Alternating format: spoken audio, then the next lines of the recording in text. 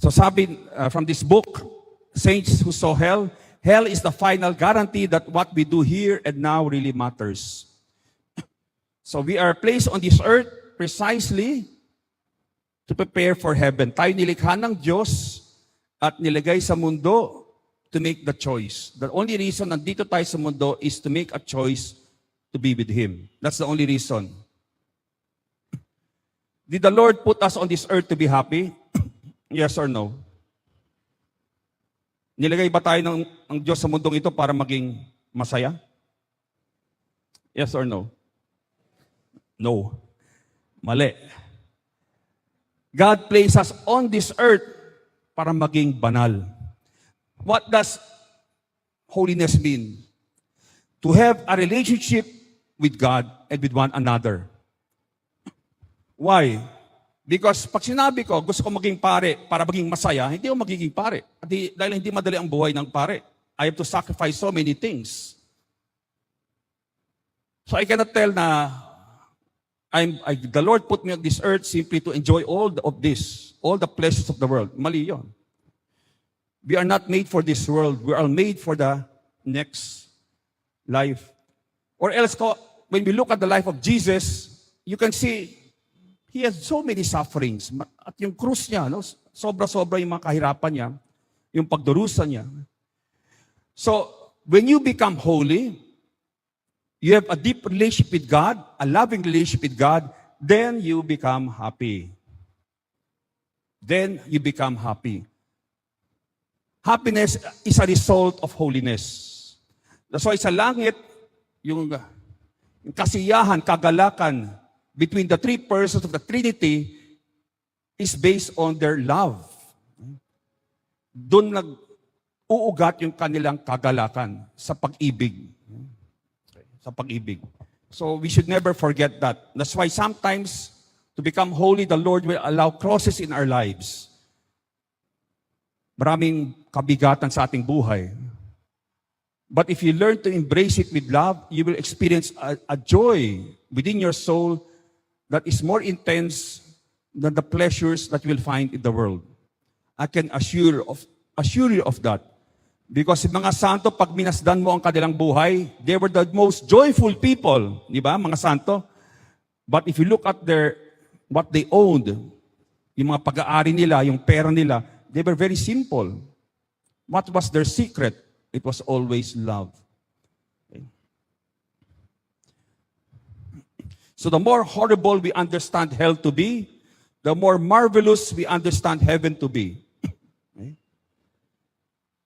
The more deeply we fathom what God wants to save us from, the more grateful we are that He desires to save us. Okay? So halimbawa, nag-apply ka sa isang universidad, bumagsak ka, masakit. Okay? It's painful. Okay? So the next time, you study better and then you pass. Okay? And you pass precisely because maybe your barkada now helps you. Nagkakaroon kayo ng mga study groups, etc. Okay? And therefore you pass. So ganun rin sa going to heaven. It is not easy, but if you ask the Lord for help and assistance, you will be able to experience all the help you need para makapasok, para makapasa. Okay? Because how holy should you be to unite with an infinitely holy? How holy dapat ang isang tao para makipag-ugnayan sa isang walang hanggang kabanalan? Infinite holiness. You have to be quite holy, di ba? So it's all God's mercy. But we have to make use of the means. So the devil can attack us through temptation, yung tukso.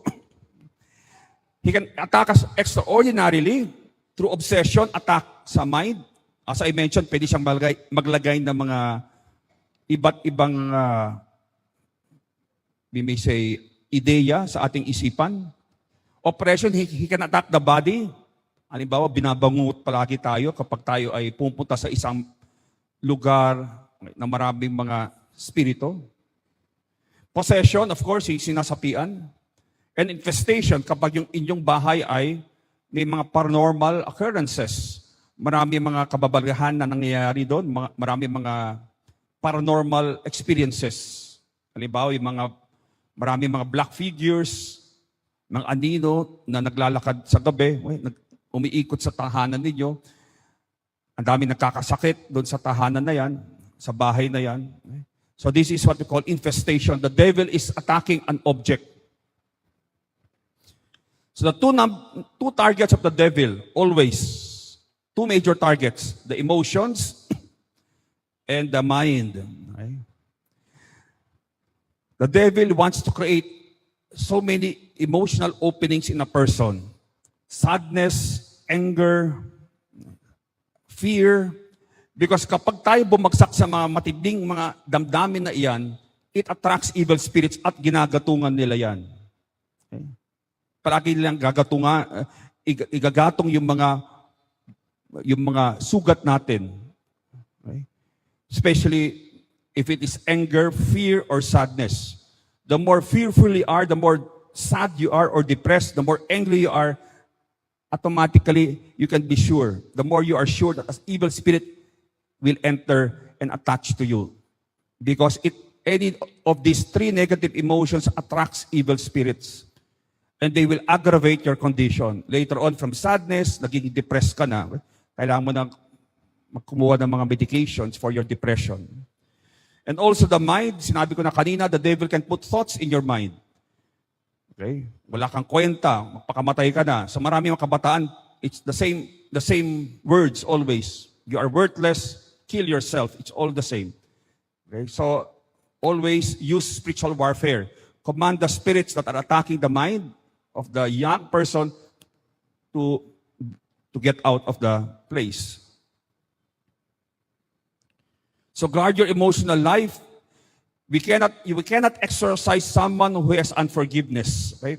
Very important to.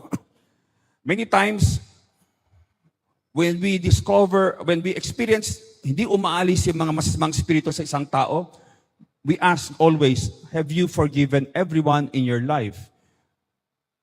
Many times, it is unforgiveness that is the main reason kaya hindi umaalis ang mga masasamang spirito. Meron silang kinakapitan. They get their energy when there is unforgiveness in the soul. Okay?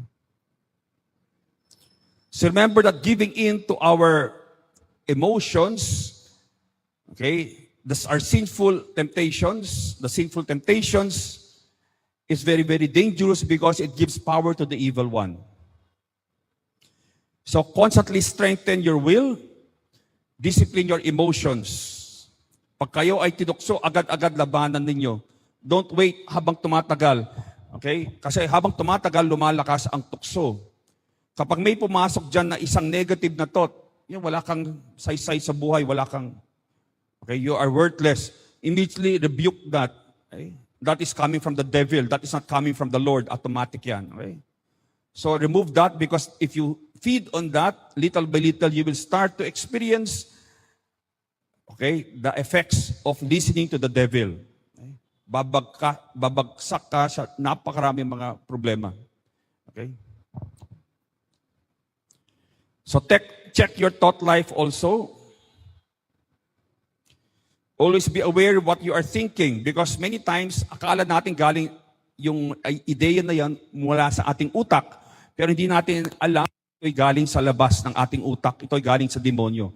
Don't assume that it is coming from your brain. If it is something negative at galing parang it came out of the blue, wala kang ginagawa, nakupo ka lang, biglang may pumasok dyan na ideya. Sabi ni St. Ignatius, this is from the evil one. Okay? That is from the evil spirit. Just like kapag nakupo ka, tapos may inspirasyon na pumasok sa isipan mo, sabi ni St. Ignatius, that is from a good spirit. That is from the good angel. Okay?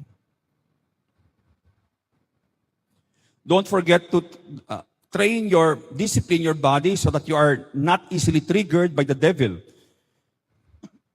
If you are easily triggered to anger, check on that. Okay? Okay?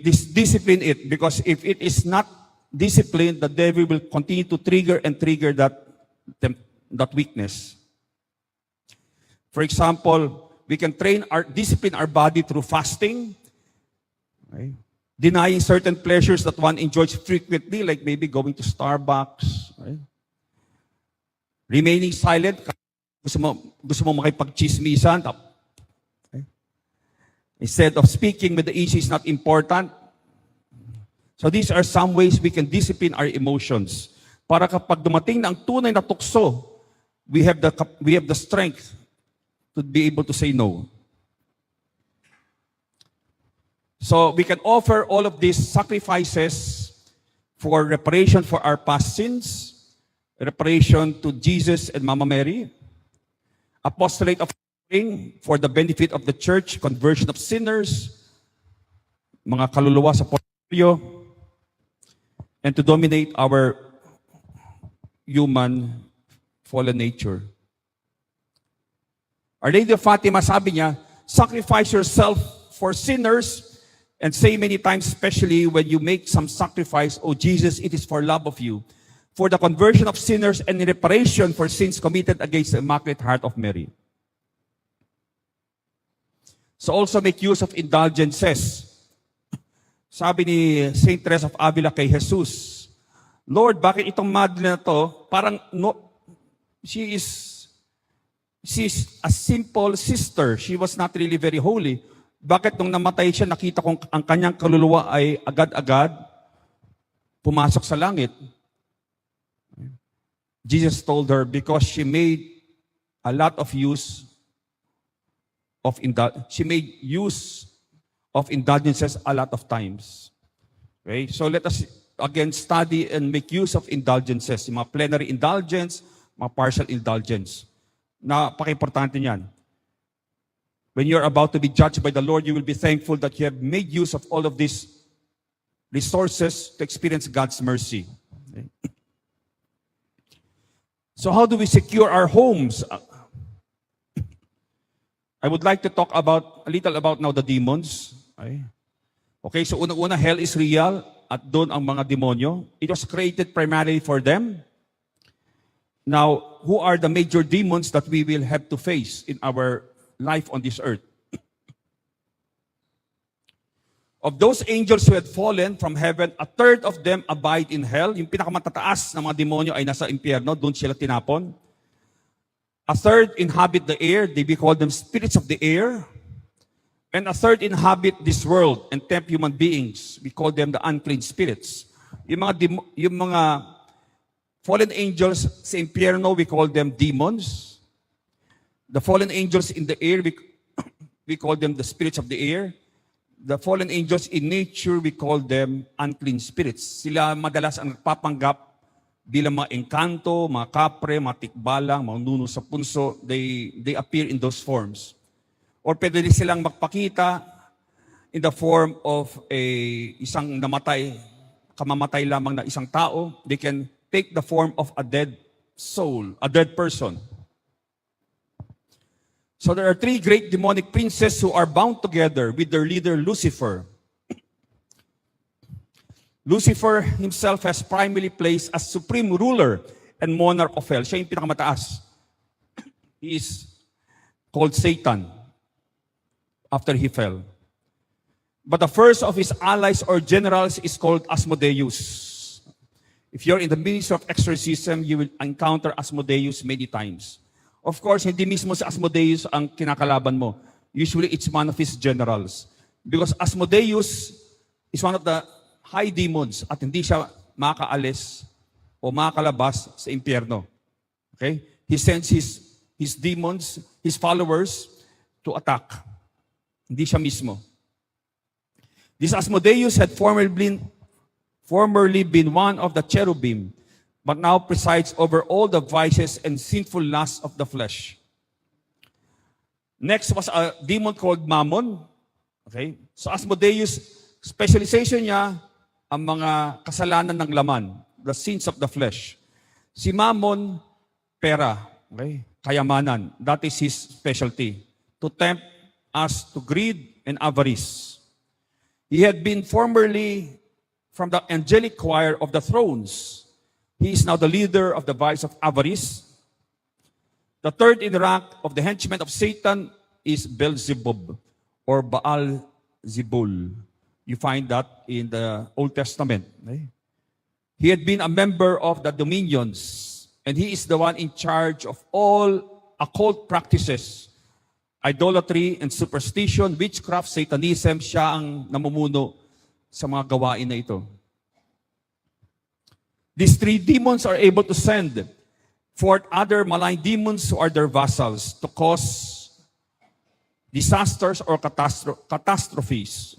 So there are cases, I know, na may mga kalamidad, at ginagatungan ng demonyo ang mga kalamidad na dumadating sa buhay natin. But I remember persons who used the sacramentals to protect themselves during calamities, whether it was a fire, whether it was the pandemic, okay, and they were protected from these calamities, okay, precisely because the devil can, okay, be behind a lot of these calamities or aggravate calamities. Okay, the number one demon that we usually encounter in the ministry of exorcism now is Asmodeus, especially mga kabataan. Okay? When we command the spirit to name itself, usually it is Asmodeus ang gumagambala at sumasapi sa mga kabataan ngayon. Okay? It is the demon that focuses on sexual sins. Sabi ni St. Alphonsus de Liguori, the founder of the Redemptorists, sabi niya, that a greater number of damned enter hell on account of sexual sins. Our Lady of Fatima, sabi ng ating mahal na ina, more souls go to hell because of sins of the flesh than for any other reason. Okay? It is not because sins, sabi ni Sister Lucia, it is not because sins of chastity, against chastity are the most grievous sins, but because they are the ones most people will not give up. Okay, the second demon is Mammon, the prince of vices, the vices of avarice and greed. The vice of avarice and greed expresses itself in a bewildering multitude of different sins and crimes, including theft, graft and corruption, deception, etc., etc. Okay? So ito yung mga taong sugapa sa pera. Okay? Their God is money. So this is the demon that is usually operative pag in-exercise mo sila. The last demon, major demon, is Beelzebub. He is the patron and prince of all forms of witchcraft and sorcery.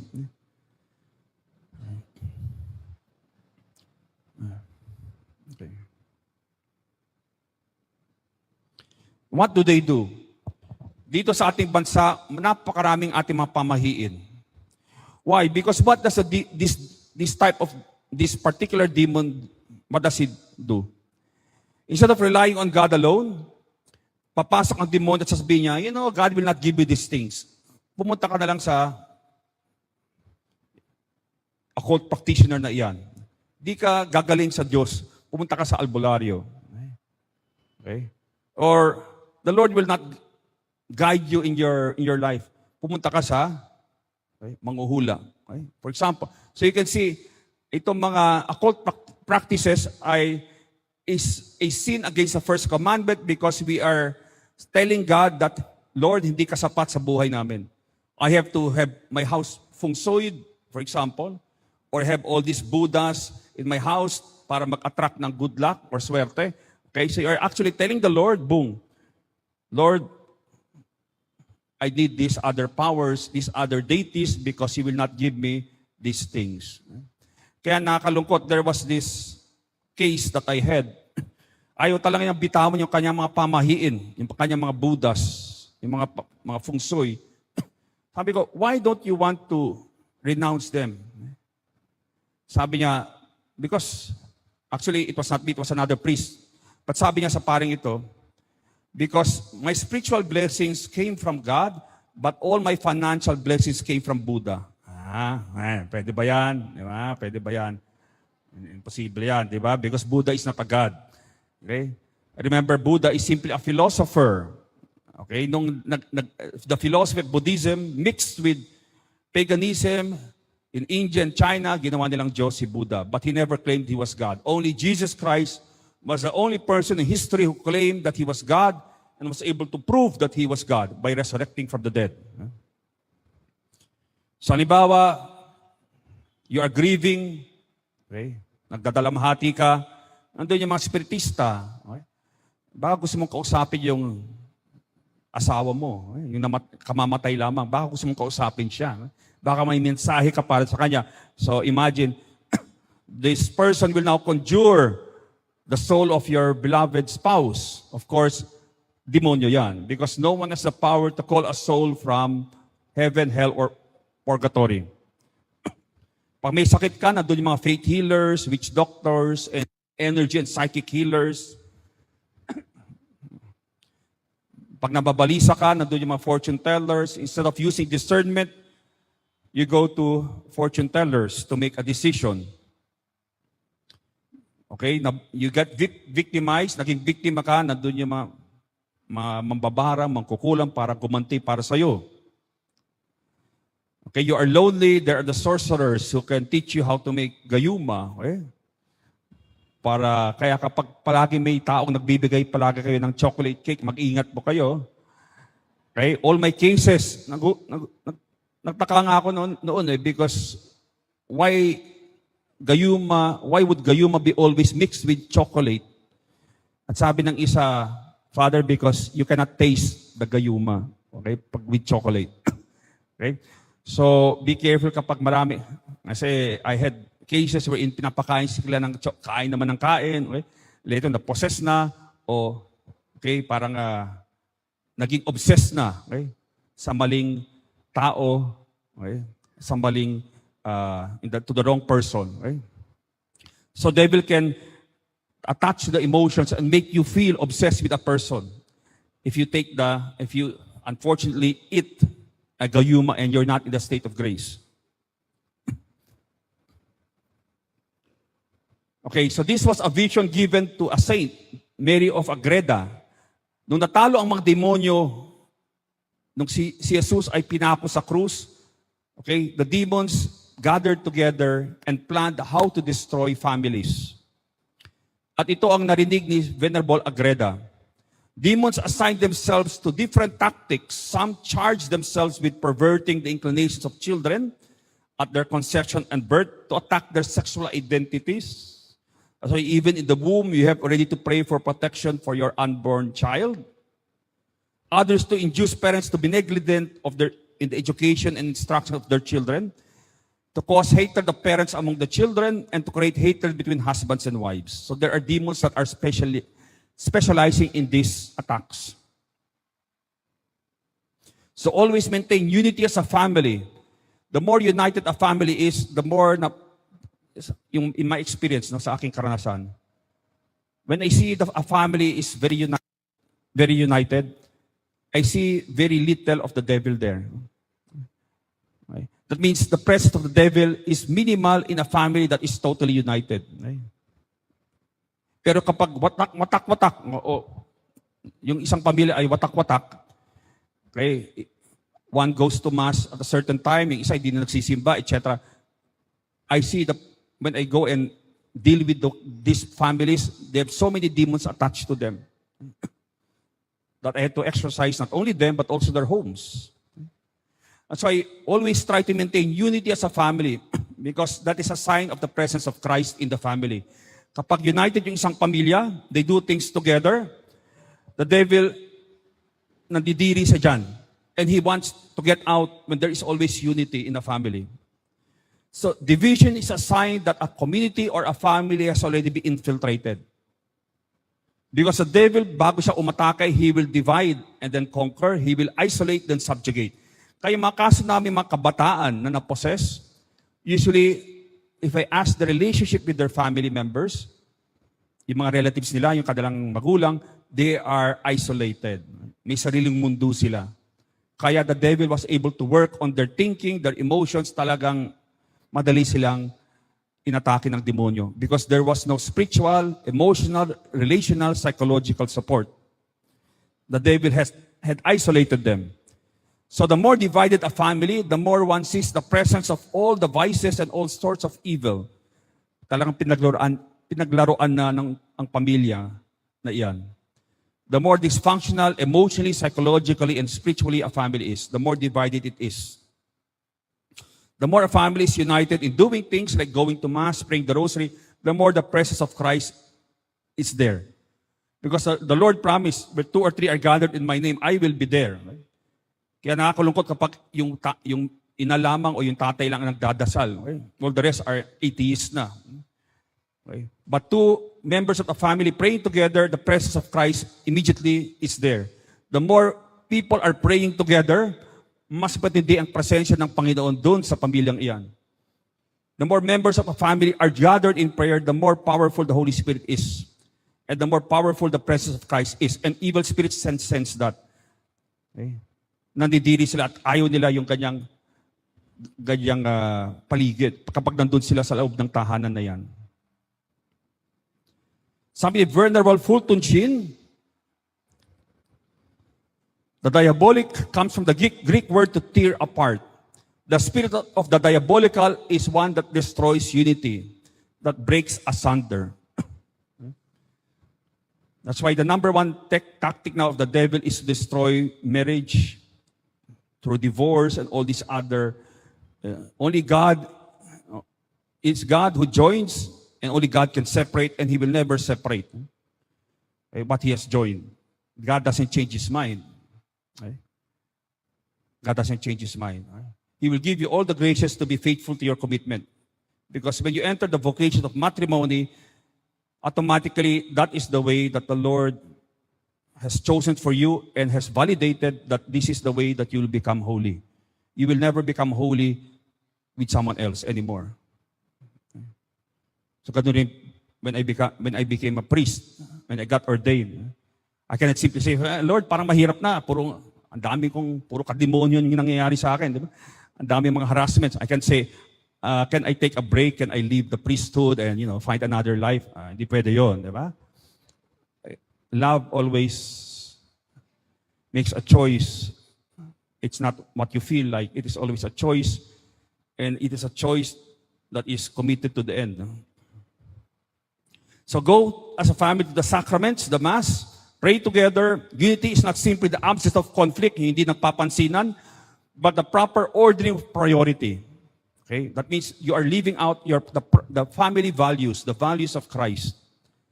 The family therefore becomes like an army difficult to defeat because of its united front. Be very watchful of this opening to the diabolical, highly charged negative emotions. They attract spirits that come in and they aggravate. Halimbawa, may matinding away sa loob ng isang tahanan. That attracts always evil spirits. That's why after a bad fight, use sacramentals like holy water around the place. Okay, so that whatever spirits have been attracted into the house will be expelled.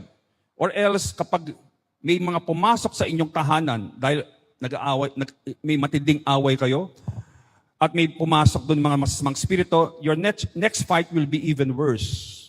Because ang mga demonyo ay gagatungan nila yung inyong mga hurt feelings, yung inyong mga sugat because of the original fight. So always use the sacramentals so that you always create a sacred atmosphere in your place. Okay? Kaya nga most of the haunted houses na I exercise, I always ask, number one question is, how are you as a family? Usually, maraming away. No? Maraming sugat, maraming kapuotan. Right? Remove all dissension and strife from the home. This attracts powerful demons. When there is interpersonal conflict, afterwards, use immediately sacramentals so that the demons do not aggravate the environment, so that the next time you fight will be even worse. The parents use the sacramentals over the children in the house. Okay? So remember, holy water is useless on your altar. You have to use it regularly. Okay? Dapat ginagamit nyo yan madalas. Siguro, depending upon your place, no? Once a week or once a month, depending upon what you're experiencing. But use the holy water around the place. Don't leave it in the altar. It's useless there. Okay? Kasi may isang santo na nakita nandun yung isang sagradong bagay, tapos nakita ng santo na the demon simply, medyo umiiwas lang siya ng konti. Okay? So, use the holy water around your home and add a prayer always. Lord, keep my home free from evil and may the Holy Spirit dwell here. Always add a prayer. Because mas mabisa yung mga sacramentals kapag may dasal, may kasamang dasal. Because may kasamang pananalig at pananampalataya sa Diyos yan. Faith, the use of the sacramentals with more faith makes the sacramental more effective. And remember, parents, when you were married, the Lord gave you spiritual authority, hindi lamang moral, but and physical authority, but also not only moral and physical, but also spiritual authority over your kids. So when you pray over yung mga anak ninyo, that is a sacramental. Napakalakas niyan. It is a sacramental. That's why yung sad thing is, may mga kaso kami na the father or the mother was the one who cursed the child. Natamaan kagad yung bata. Because they misuse their spiritual authority. Okay?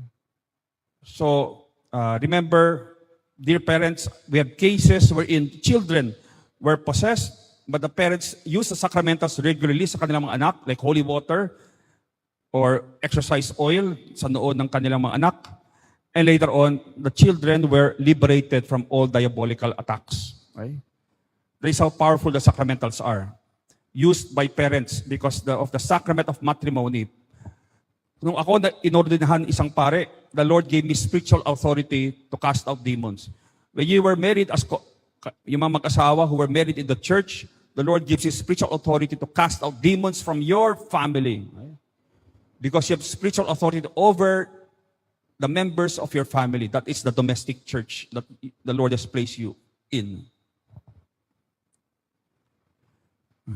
So the right of the parents over their children is not a right of lordship, but the right to safeguard them and develop the seeds of holiness in them. The best gift that a parent can give to God is a holy child. Not a rich child, not a child with so many degrees, or he has a high position in the government, or a high position at work. The Lord doesn't see that. He only sees the soul. The greatest gift that a parent can give to God, to return back the gift of the child, is to give back a holy child. Okay? Nagiging banal yung mga kaluluwa na ipinagkaloob sa kanila. Doing charitable works of mercy as a family. So also as a family, do things together. Something charitable. Because may mga pamilyang narcissistic. Sila-sila lang. Okay? So they think they are holy, but actually, they only care about one another. They don't care about other families or other people in need outside of their families. So maganda to train the children in the virtues and also to be able to experience God's blessing as a family. Do charitable works of mercy as a family. Okay? Together always. Sabi ni St. John Paul II, the great danger for family life in the midst of any society whose idols are pleasure, comfort, and independence lies in the fact that people close their hearts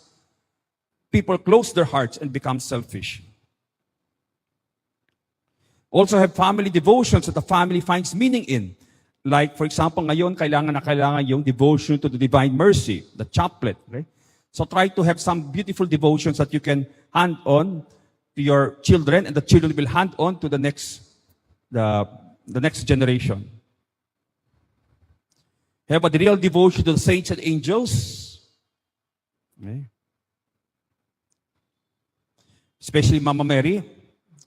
Of course, the most important thing, sacramentals in Mama Mary's armory are the three. First, of course, the rosary. Our Lady herself said to Padre Pio, with this weapon you will win. So it's a weapon against the evil one. That sometimes the saints would use it over the possessed, putting a big rosary around the neck of the possessed. When people say the rosary together, sabi ni St. Louis de Montfort, it is far more formidable to the devil than one said privately because it is an army that is attacking him. Our Lady revealed The next sacramental, very important, ay yung scapular. Wear the scapular devoutly and perseveringly. It is my garment. To be clothed in it means you are continually thinking of me. I remember one story of a demon trying to attack a person. At nakita ng taong ito na dapat magiging biktima ng demonyo, suddenly Mama Mary appeared. At sabi ni Mama Mary sa demonyo, "Can't you see this person, it belongs to me? He is wearing my garment, the scapular." Right? So wear the scapular. To be clothed in it means you are continually thinking of me. And I, in turn, am always thinking of you and helping you to secure eternal life. Sabi ni Sister Lucia, may nagtanong sa kanya, why you think Our Lady appeared with the scapular in the last vision to the children of Fatima? She replied, she meant that all Catholics should wear the scapular as part of the message. The scapular and the rosary are inseparable. Our Lady said naman to Saint Dominic, one day through the rosary and scapular, I will save the world. Of course, the last most important Marian sacramental is the miraculous medal. Okay? Kapag may mga matitigas na tao na ayaw talagang bumalik sa Diyos, many miracles have been seen when someone would influence them to wear a miraculous medal around their neck. Suddenly, after some weeks or even days, biglang nagbabago ang kanilang isip. Gusto ko nang magkumpisal. I want to go to confession. Okay? So this is a medal, very important if you desire to convert sinners. Let them wear it around their neck. Okay? One of its major specialties is conversion of the hardened sinner. Pag mayroong isang tao sa pamilya ninyo na medyo lumalayo na sa Diyos, let the person wear this medal and around his or her neck and do the proper prayers to Our Lady. So sabi ni Mama Mary to Saint Catherine Labouré, have a medal struck after this model. All who wear it will receive great graces. They should wear it around the neck. Graces will abound for those who wear it with confidence. So this sacramental is only one of 3 in the history of the Church to be liturgically honored. The other 2 are the rosary and the brown scapular. So sabi ni Father Gabriel Amorth, so I was really blessed to have met him still and trained under him for a few years before he passed away. No? I was still studying in Rome. I was just a new exorcist. That was 2001. I've been in the ministry already for 22 years. And it was not easy. But he had been in the ministry much, much longer. No? At marami siyang mga real experiences of the diabolical bad cases. So if you have a need, for example, you want to get healed or to be liberated, sabi ni Father Gabriel Amorth, you can do a pilgrimage to a Marian shrine. Sabi niya, I know how efficacious are the pilgrimages to Marian shrines.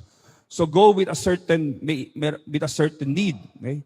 Go to a shrine, go on a pilgrimage for that intention. So that has always been done by the saints. Sabi niya, I founded the International Association of Exorcists. You know who inspired me to do it? Mary the Madonna did. In fact, the association is consecrated to her. Sabi rin niya, the devil recognized the power of the rosary when he said, if men knew the power of the rosary, I could do nothing against them. In another occasion, the devil said, every Hail Mary makes hell tremble. So, itong painting na to, I always love to show this painting because I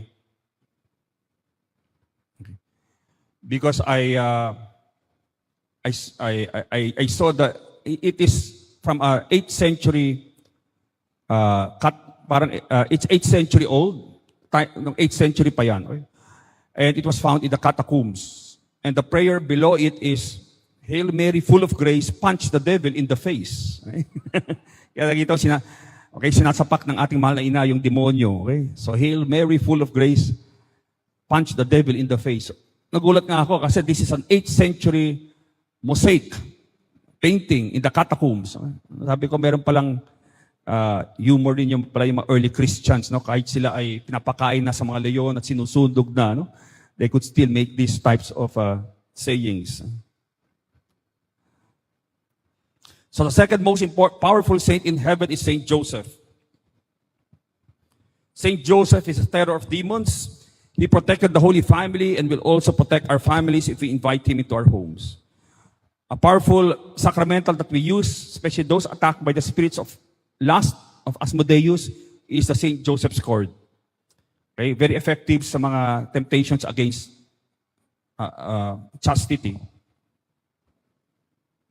Create a sacred atmosphere in your home.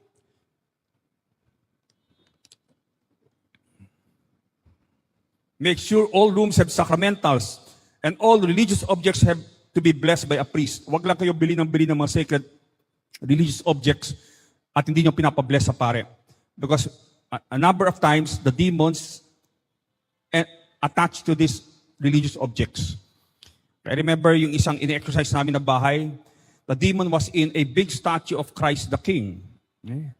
So tinanong ko, na-bless ba to? Sabi, hindi, Father. Okay, so the devil, whenever the family prays in front of the statue, the demons feel that they are being worshipped. So they attach to that object. So have all your religious objects blessed, okay? By a priest. Make sure everyone has a blessed object on him, scapular, St. Benedict's medal. These medals manifest who we belong to. St. Benedict's medal, it's powerful medal against demons because that is its specialty to the devil-busting medal. Sabi ni Blessed Anne Catherine Emmerich, the St. Benedict's medal is a preventive against poison, pestilence, sorcery, and the attacks of the devil. This is a very important medal if you feel you are being attacked by curses, mga barang, kulam, may nakaaway kayo, tapos yung madalas, we have a number of cases wherein parang nainggit lamang yung isa, tapos pumunta kagad sa mambabarang o mangkukulam. Tapos pinakulam na nila, no? The person who they were envious or jealous of. Okay? It's something very, there is no real no reason, no? They curses to persons they don't like. So marami kaming kaso ganyan, naging biktima ng mga kulam at barang because of people who were jealous of them at kinaiingitan sila at nagpadala ng kulam. Usually you can send a curse. It can be as low as 2,000 pesos and as high as 5,000. Depende sa demon na pinadala, na ipapadala sa tao.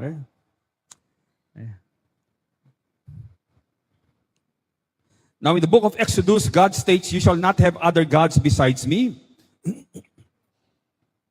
Idolatry and superstitious practices, having other gods and seeking other powers. Okay, so these are sins against the first commandment. So dispose from your home all occult paraphernalia, Buddhas, feng shui, good luck charms, any objects, magnets, crystals, oils that supposedly attract positive energies. These are not energies, these are spirits. And remove negative energies. God is enough. If He is not enough for you, then your spirituality is still pagan. Okay? So, tanggalin nyo lahat ito. Okay? Yan. Meron kayo, no? That cat is not a sacramental, ha? Yung puso na yan, hindi sacramental ng simbahan. Okay?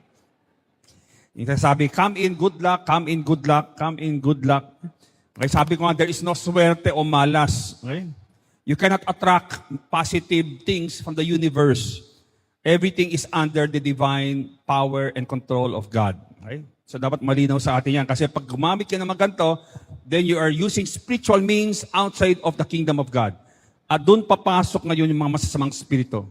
In the beginning, the devil can give you some financial support, some benefits, pero may kapalit niyan ay mawawasak yung pamilya ninyo. You will see an increase in depression, suicide, mga away, lalalayan. Okay? And later on, after 7 years, usually, the devil takes back what he has given you. Biglang buwabagsak yung negosyo nyo. Hindi nyo alam kung bakit.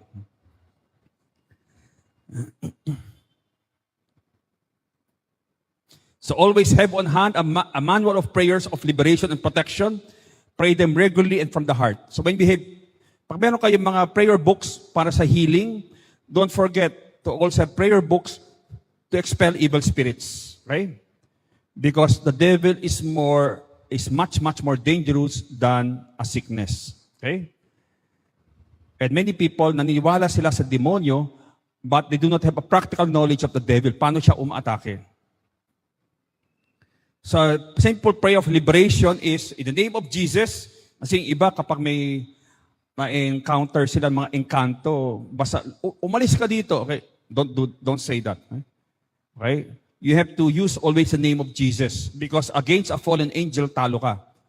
So always, don't say, umalis ka dito. You say, in the name of Jesus, get out of this place.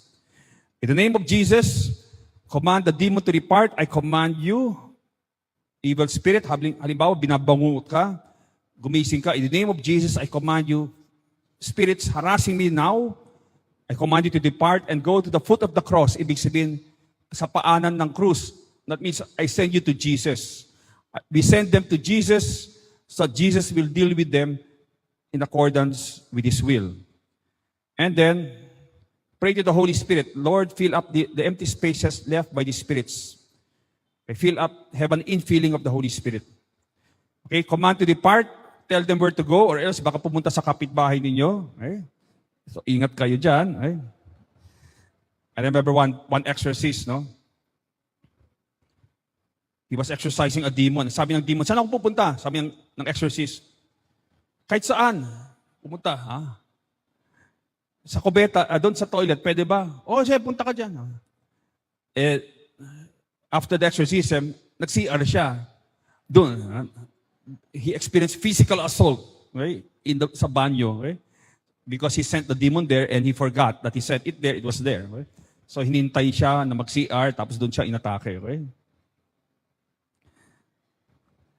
Okay? Use the holy water, exorcise oil, exorcise salt, blessed candles, blessed bell. Okay? Exorcise bell. Okay? So, I usually use exorcise bell because it creates a sacred sound. So, pag binabangungot ako, halimbawa may mga cases ako na malala, tapos inaatake ako sa gabi, the day before, I simply just wake up, I ring the bell, and I command the spirits to go. I don't use so much anymore holy water. I simply ring the bell. It creates a sacred sound and very effective in exorcisms. Right? It should be blessed properly also. Right?